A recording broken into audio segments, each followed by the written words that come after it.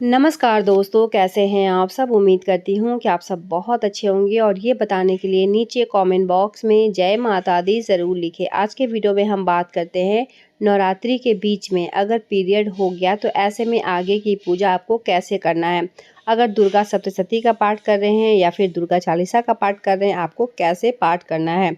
तो इस वीडियो को इस टॉपिक को अच्छे से जानेंगे। दूसरा जो है कि कन्या पूजन आपको किस दिन करना है।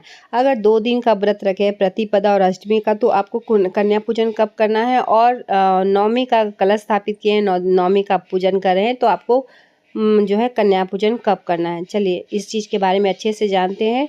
तो वीडियो आपको ज़रा भी हेल्पफुल लगे तो वीडियो को लाइक और चैनल को सब्सक्राइब भी ज़रूर कर लें। सबसे पहले पॉइंट की बात करें कि अगर आप संकल्प ली हैं और 9 दिन का अगर पाठ कर रही हैं या फिर चालीसा पाठ करने का संकल्प ली हैं 9 दिनों का, और बिना संकल्प का भी पूजा कर सकते हैं, संकल्प से भी पूजा कर सकते हैं। लेकिन अगर पाठ कर रही हैं, चालीसा पढ़ रही हैं और इस बीच अगर पीरियड आ गया, नवरात्र का चौथा दिन हुआ, 5वां दिन हुआ, तो ऐसे में आपको क्या करना है।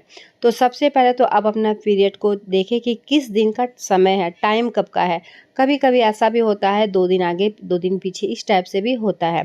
तो अगर आपका समय है कि अभी भी कि आने का टाइम है, तो ऐसे में आप मेडिसिन खाकर भी आगे कुछ दिन करवा सकते हैं, जिससे कि आपका पूजा जो है अच्छे से नवरात्र जो है गुजर जाए। अगर किसी भी तरह का दिक्कत है और कोई भी हेल्थ इशू है और अगर आप नहीं खा पा रही हैं दवा या कुछ भी, या फिर इरेगुलर पीरियड है, पता ही नहीं चलता है, तो ऐसे में देखिए न, आपका जो दुर्गा सप्तशती है वो 13 अध्याय तो पढ़ना ही पढ़ना है। लेकिन खुद को भी आप ध्यान रखते हुए कि 13 अध्याय पढ़ रहे हैं और इस बीच में कोई दिक्कत ना हो, तो इससे आप अध्याय है उसको कम से कम थोड़ा जल्दी करने का कोशिश करें। और इस बीच अगर आ जाता है पीरियड और 5 दिन तक आपको कुछ भी नहीं करना होता है, तो जो लास्ट के समय होता है उसमें भी आप जल्दी से 13 अध्याय जो है कंप्लीट कर ले। यानी 3-3 अध्याय 4-4 अध्याय करके भी पाठ करके आप 13 अध्याय कंप्लीट कर सकती हैं। और अगर आपके घर में कोई है तो उस अध्याय को आप वहाँ से स्टार्ट कर सकती हैं जहाँ से स्टॉप की हैं आप। जैसे कि चौथे दिन जो है आपका पीरियड आ गया और आपने जो भी आप पाठ कर रही हैं, पंडित जी से भी बात करके उस अध्याय को आगे बढ़वा करके 13 अध्याय का पाठ आप करवा सकती हैं। अगर आप चाहें तो घर में कोई मेंबर ऐसा है जो कि उससे भी आप पाठ को करवा सकती हैं, जो कि आगे वो बढ़ जाए और आपका 13 अध्याय कंप्लीट हो जाए। लेकिन अगर आपको ऐसा लगता है कि पीरियड्स के बाद भी 1-2 दिन बच रहा है और आपका जो एक दिन भी अगर हो रहा, तो 13 अध्याय आप खुद भी जो है कंप्लीट कर सकती हैं, किसी को बोलने की ज़रूरत नहीं है। तो इस तरीके से आपका जो है पीरियड आया, लेकिन इस बीच आपका पाठ भी जो है कंप्लीट हो जाएगा। लेकिन ऐसा होता है कि पाठ कंप्लीट ही नहीं हुआ है और इस बीच पीरियड आ गया और पीरियड के बाद जो है नवमी समाप्त हो गया, तो ऐसे में आपको किसी भी तरह का कोई भी दिक्कत नहीं है। आप पाठ जो है, अगर कोई आपके घर में मेंबर है या फिर पंडित है, तो जिस तरीके से मैं बोली करवा सकती हैं।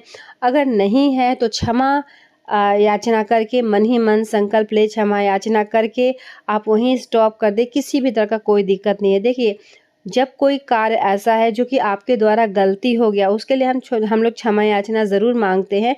लेकिन कुछ ऐसी चीज़ है जो कि हमारे हाथ में नहीं है, उसके लिए माता रानी भी आपको माफ़ करेंगी। आपको किसी भी तरह का कोई परेशानी या फिर किसी भी तरह का कोई भी दिक्कत नहीं है, ठीक है।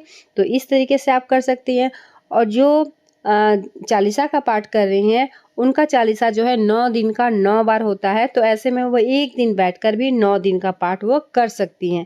अगर आपका पीरियड, आपको ऐसा लग रहा है कि पीरियड आने का समय है, तो 2-2 3-3 अध्याय आपका जो चालीसा है वो अध्याय नहीं है, वो एक चालीसा है। छोटा-सा बुक आता है, तो वो कंप्लीट करना होता है। तो 4-5 बार अगर आपने जैसे कि आज तीसरा दिन है, माँ चंद्रघंटा का पूजा आज के दिन होता है, तो ऐसे में अगर पीरियड्स अब आ गया, तो इस बीच आपका जो भी समय मिलता है उसको आप 9 बार कंप्लीट करके आप उसे ख़त्म कर सकती हैं। लेकिन फिर भी किसी भी तरह का कोई दिक्कत है तो आपको ज़्यादा टेंशन लेने का ज़रूरत नहीं है, क्योंकि कुछ चीज़ ऐसा होता है जो हमारे हाथ में नहीं होता है। और पीरियड्स के दौरान भी क्या है कि अगर आपका स्टॉप हो गया है, तो वैसे में आप अध्याय जो है स्टार्ट करके सुन सकती हैं। जहाँ से अध्याय आपका कंप्लीट है वहाँ से सुन सकती हैं। एक ऑप्शन दिया जाता है कि अगर कभी भी कोई नहीं रहता है और आपका जो दुर्गा सप्तशती का पाठ जो है चौथा अध्याय हुआ है और उसके बाद 5 से स्टार्ट हुआ है, तो फिर स्नान करके उस अध्याय को आप सुन सकती हैं। इतना काम जो है आप कर सकती हैं ऑडियो वीडियो में किसी भी तरह के लगाकर उस अध्याय को, 5वां अध्याय, 6ठा अध्याय, 7वां अध्याय प्रतिदिन आप स्नान करके जिस तरीके से आप पूजा पाठ करती हैं, तो आपको बस छूना कुछ भी नहीं है, उस अध्याय को आप सुन सकती हैं। भले आप मुख से उच्चारण ना करें, लेकिन उस अध्याय को आप सुन सकती हैं। तो दुर्गा सप्तशती का पाठ अगर कंप्लीट नहीं भी हुआ तो इस तरीके से आप सुनकर भी उस अध्याय को पूर्ण कर सकती हैं। ठीक है, अब बात करते हैं कि अगर आप 2 दिन का पाठ पूजा की हैं, व्रत रखी हैं, तो आपको कन्या पूजन किस दिन करना है। तो इस बात को आप समझ लें कि देखिए, कन्या पूजन अगर 2 दिन का अगर व्रत रखी हैं, प्रतिपदा और अष्टमी, तो अष्टमी के दिन आपको कन्या पूजन कर देना है।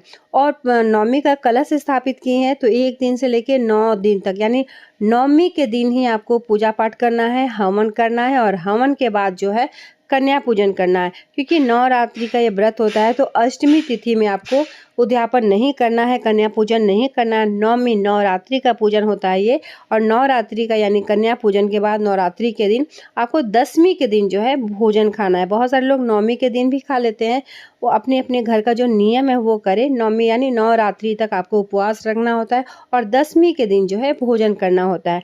ठीक है, हर चीज़ के बारे में बता दी। फिर भी बता दे रही हूँ कि अगर पीरियड्स के दौरान अगर आपका नवरात्रि में पीरियड्स आ जाता है, तो इस दौरान आपको टेंशन लेने का ज़रूरत नहीं है। जितना भी आपका हुआ है उसके बाद आप ऑडियो में उस चीज़ को सुन सकती हैं। मतलब कोई भी चीज़ जो हमारे हाथ में नहीं है, इसीलिए कहा जाता है कि जितना हुआ है उसके बाद से आप सुन सकते हैं। स्नान करने के बाद शुद्ध सात्विक होकर उसको अच्छे से आप सुन सकती हैं। ये भी एक ऑप्शन है, लेकिन मन में किसी भी तरह का दुविधा आपको नहीं रखना है। तो उम्मीद करती हूँ कि मेरे द्वारा दी हुई जानकारी से कहीं न कहीं आपको लाभ ज़रूर मिलेगा। फिर भी किसी भी तरह का डाउट, सवाल, सुझाव है, नीचे कमेंट बॉक्स में ज़रूर बताएँ। और माता को खोइचा किस दिन भरना चाहिए, खोइचा में क्या-क्या देना चाहिए, खोइचा देते समय कौन-सी गलती नहीं करना चाहिए, और किस दिन खोइचा नहीं देना चाहिए, वो वीडियो मैं चैनल पर लाऊँगी, तो उस वीडियो को भी आप लोग अच्छे से देखिएगा। चलिए मिलती हूँ एक नई वीडियो के साथ, तब तक के लिए धन्यवाद।